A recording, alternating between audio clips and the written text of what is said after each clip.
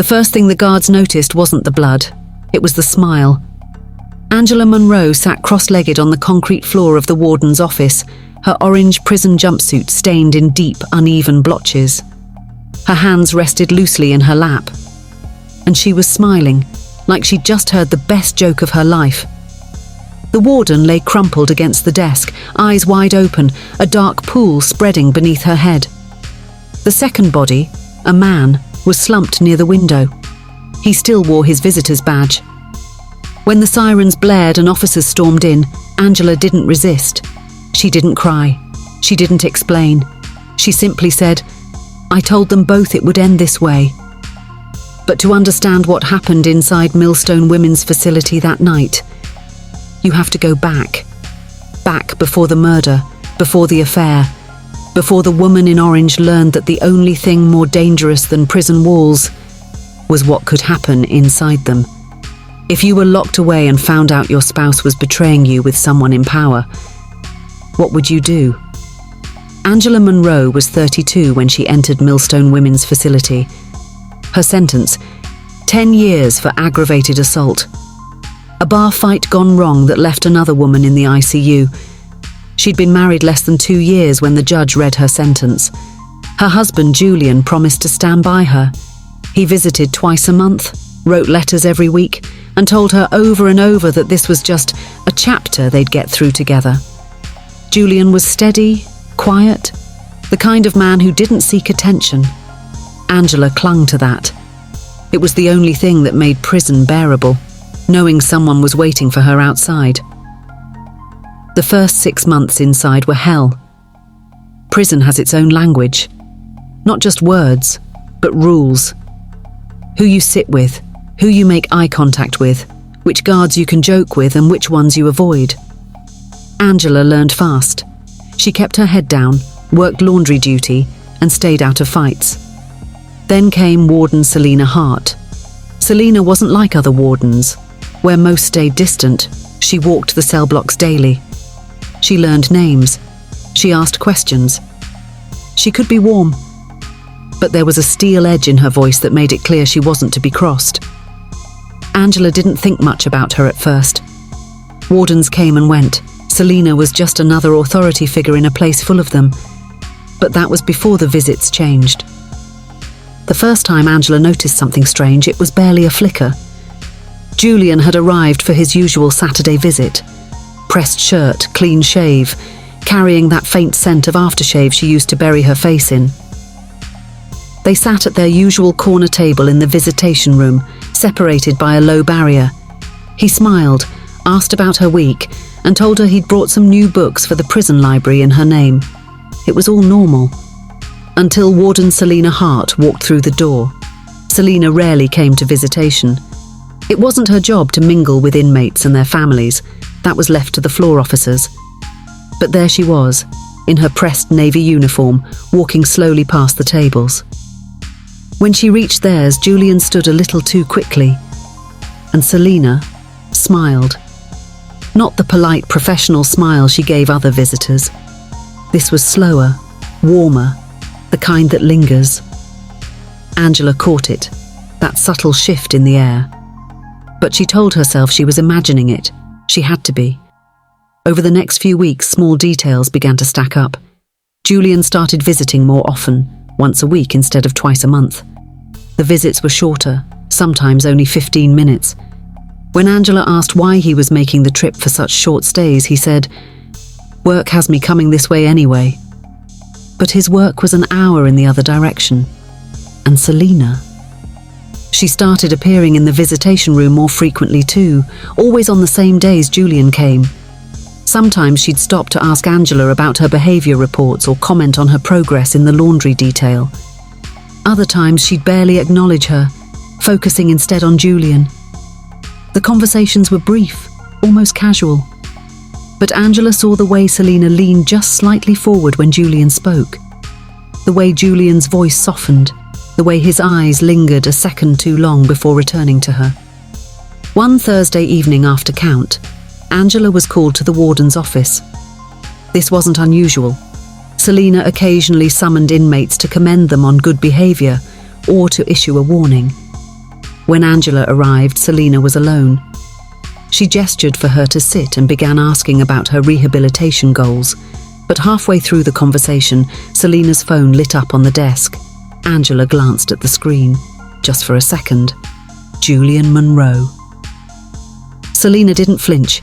She picked up the phone, turned it face down, and continued talking as if nothing had happened.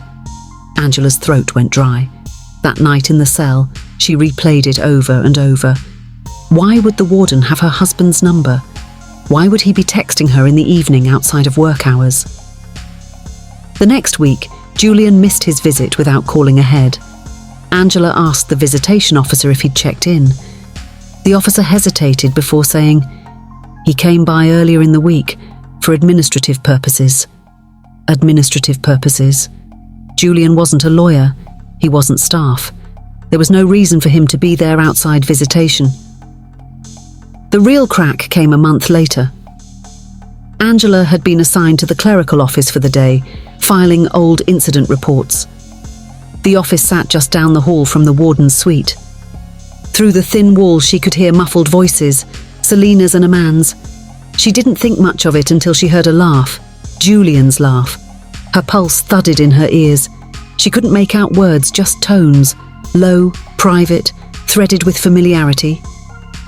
Then the unmistakable sound of a door clicking shut. For the rest of the shift, the hallway stayed quiet. When she left at 5 p.m, she caught a glimpse through the warden's door as it opened. Julian, smoothing his shirt, Selina standing behind him with that same lingering smile she'd seen weeks ago. That night, Angela didn't tell anyone what she'd seen, not her bunkmate. Not her mother during their Sunday call, because part of her didn't want to believe it. But deep down she already knew, the only thing more dangerous than having the warden as your enemy was having her as your husband's lover. If you were in Angela's position, locked away, powerless, and suspecting the two people you trusted most, would you confront them or watch quietly until you had proof? The thing about suspicion is, it rots in the dark. If you don't pull it into the light, it grows. And by the time Angela was ready to know the truth, she could barely think about anything else. The opportunity came 2 weeks later. Angela's work detail was reassigned to maintenance, helping clean the administrative wing after hours. It was the first time she'd been given a passkey that could open the corridor outside the warden's suite, the same hallway where she'd once heard Julian's laugh through the wall. Her stomach twisted as she pushed the cleaning cart down the hall, mop handle rattling against the bucket. She told herself she wouldn't look, she'd just do her job. Then she heard it. Not laughter this time. A muffled voice. Selina's voice. Angela froze by the supply closet, pressing herself against the cool cinder block wall. She strained to catch the words. Next week. She won't even know. Followed by a man's chuckle. Julian's chuckle. She felt the blood rush to her face. Her fingers gripped the mop handle so tightly her knuckles ached. Every instinct screamed to storm in there, but she didn't. Instead, she wheeled her cart quietly to the corner, leaned it against the wall and ducked into the empty records office across from Selina's suite. Through the narrow wired glass window, she had a partial view of Selina's door. She waited. 10 minutes. 15. Finally, the door opened. Julian stepped out first, his hair slightly mussed, his tie loosened. Selina followed, adjusting the sleeve of her uniform jacket, her eyes flicking down the hall before she said something that made Julian smile. They didn't notice Angela watching. That night, Angela barely slept. She needed proof. Something undeniable.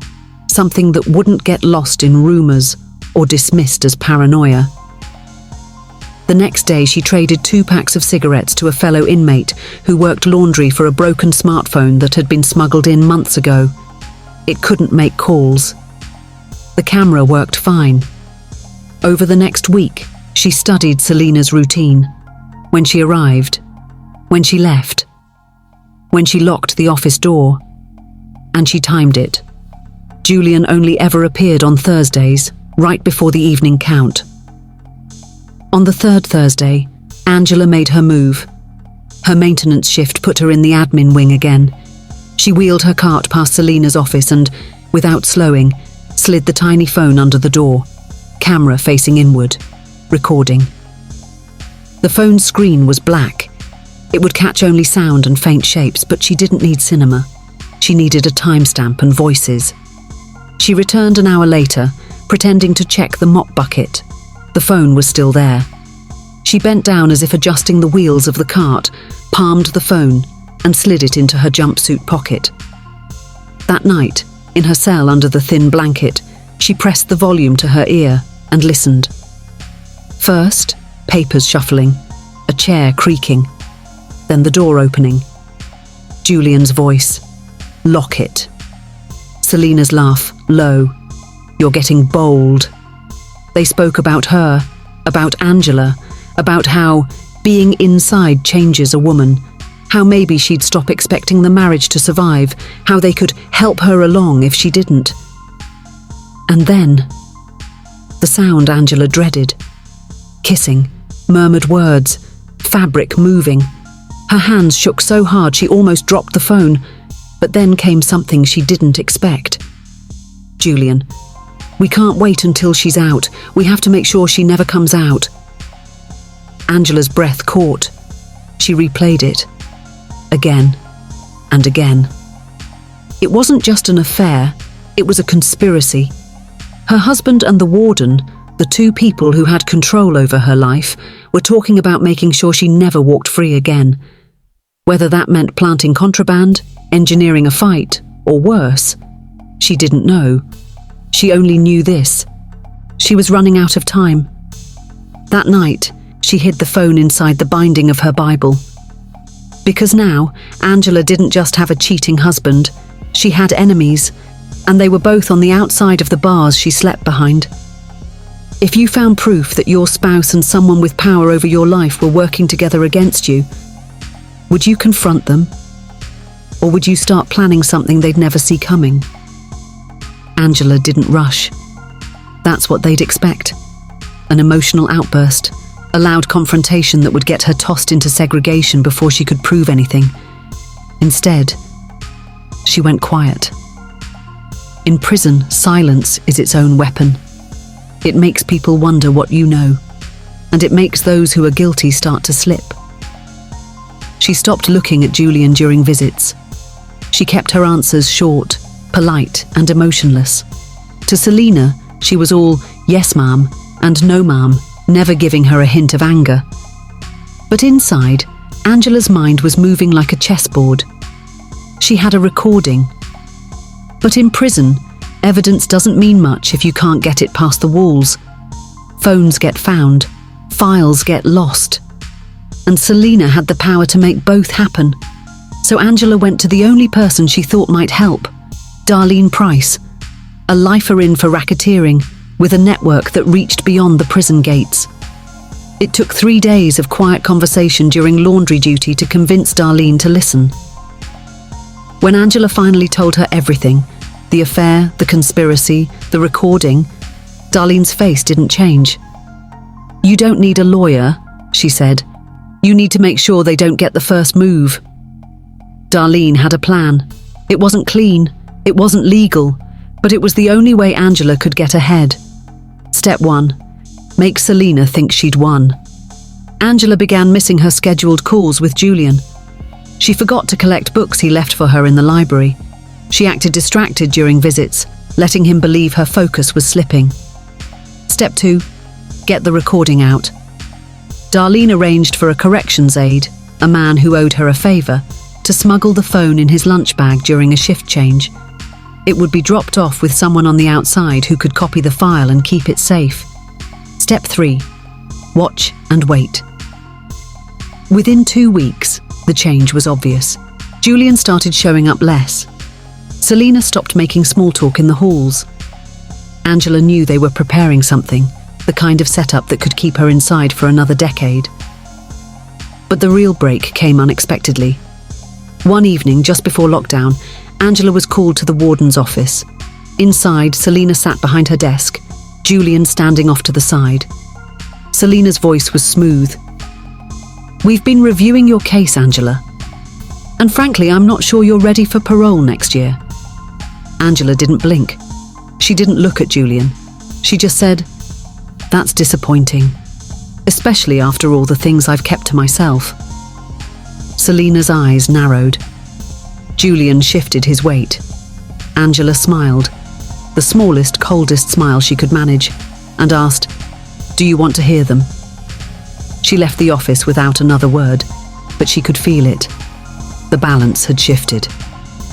For the first time, Selina and Julian didn't know what Angela might do next, and they were right to be afraid. Because Angela wasn't just planning to survive this. She was planning to make sure neither of them saw the outside of a cell again. The game had changed. And in Milstone, once the game changes, there's no going back. If you had one chance to strike back at the two people who betrayed you, would you take it, even if it meant risking everything? The night it happened, Milstone Women's Facility was locked in the kind of silence that only comes after a thunderstorm. The air was heavy, damp. Even the guards were moving slower than usual. Angela had been transferred to janitorial duty for the week. Selina's doing, she was sure. It gave her access to the administrative wing after hours, exactly where she wanted to be. At 8:13 p.m, Selina called Angela to her office. She said it was about her file. Julian was there when she arrived, leaning against the desk, arms crossed, a smirk playing at the corner of his mouth. Selina gestured to the chair. Angela didn't sit. Instead, she reached into her jumpsuit and placed a small USB drive on the desk. "I thought you might want to hear this," she said. Selina frowned. Julian picked it up.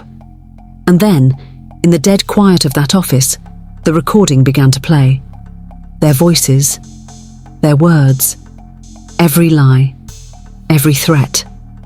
The blood drained from Julian's face. Selina's jaw tightened. Angela just stood there, watching the two people who had plotted to bury her realize they'd failed. Julian stepped toward her. "What do you want?" he demanded. Angela's reply was almost gentle. "An ending."